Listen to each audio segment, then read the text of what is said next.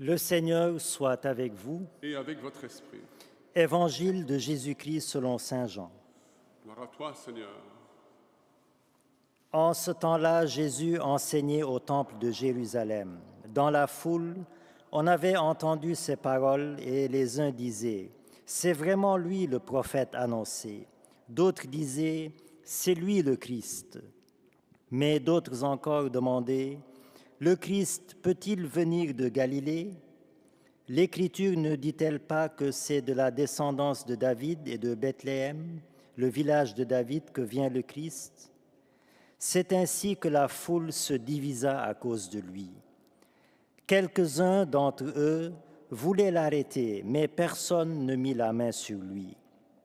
Les gardes revinrent auprès des grands prêtres et des pharisiens qui leur demandèrent « Pourquoi ne l'avez-vous pas amené ?» Les gardes répondirent « Jamais un homme n'a parlé de la sorte. » Les pharisiens leur répliquèrent « Alors vous aussi, vous vous êtes laissés égarer. Parmi les chefs du peuple et les pharisiens, y en a-t-il un seul qui ait cru en lui? Quant à cette foule qui ne sait rien de la loi, ce sont des maudits. » Nicodème, l'un d'entre eux, celui qui était allé précédemment trouver Jésus, leur dit « Notre loi permet-elle de juger un homme sans l'entendre d'abord pour savoir ce qu'il a fait ?» Ils lui répondirent « Serais-tu toi aussi de Galilée? Cherche bien et tu verras que jamais aucun prophète ne surgit de Galilée. » Puis ils s'en allèrent chacun chez soi. Acclamons la parole de Dieu. Louange à toi, Seigneur Jésus.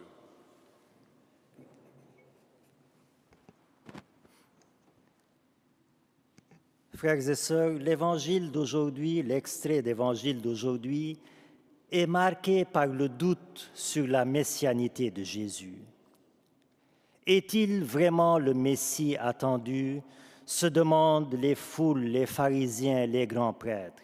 Et Nicodème lui-même tente de démêler la situation, mais il se prend aussitôt une soufflante de la part de ses confrères pharisiens. Bref, le doute sur la messianité de Jésus a semé la confusion, la cacophonie, la pagaille, la division dans la foule. Mais de cette cacophonie, une parole se distingue, une lumière jaillit de la bouche des gardes. « Jamais homme n'a parlé comme cet homme », disent-ils aux pharisiens.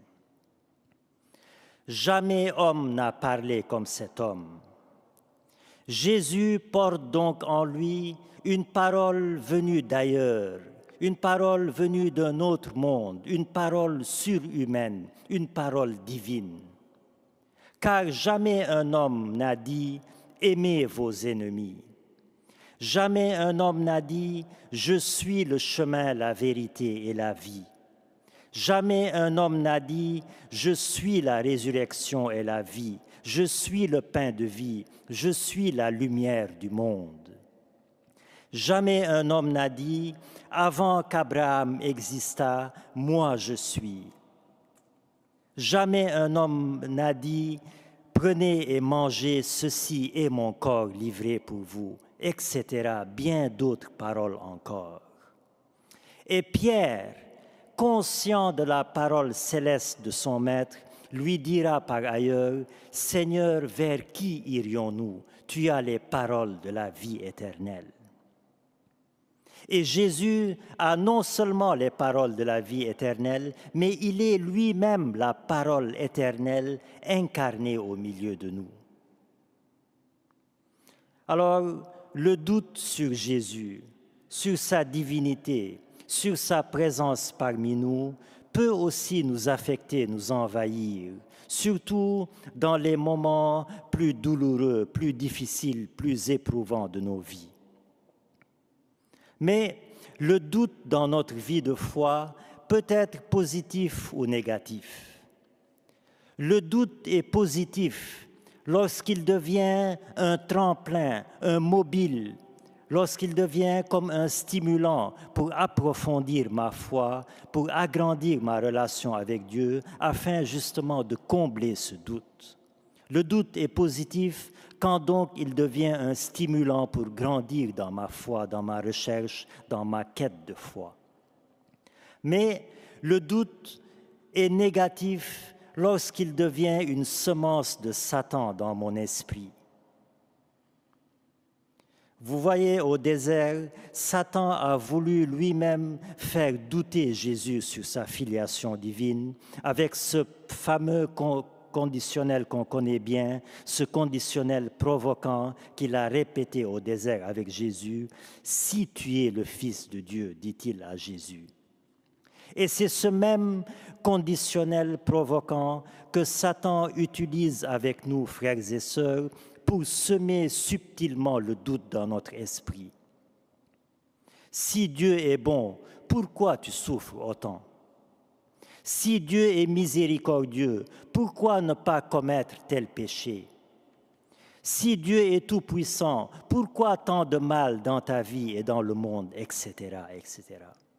Alors, frères et sœurs, en ce temps de carême, qui est un temps de désert, un temps où Satan décuple ses énergies et ses forces pour nous faire douter, pour nous accuser, nous accabler, nous décourager, demandons au Seigneur d'éloigner de nous les malices de Satan et de dissiper tous les doutes dans notre esprit.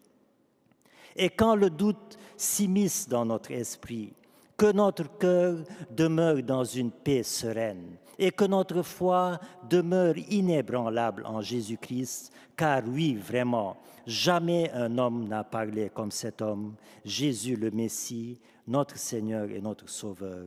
Amen.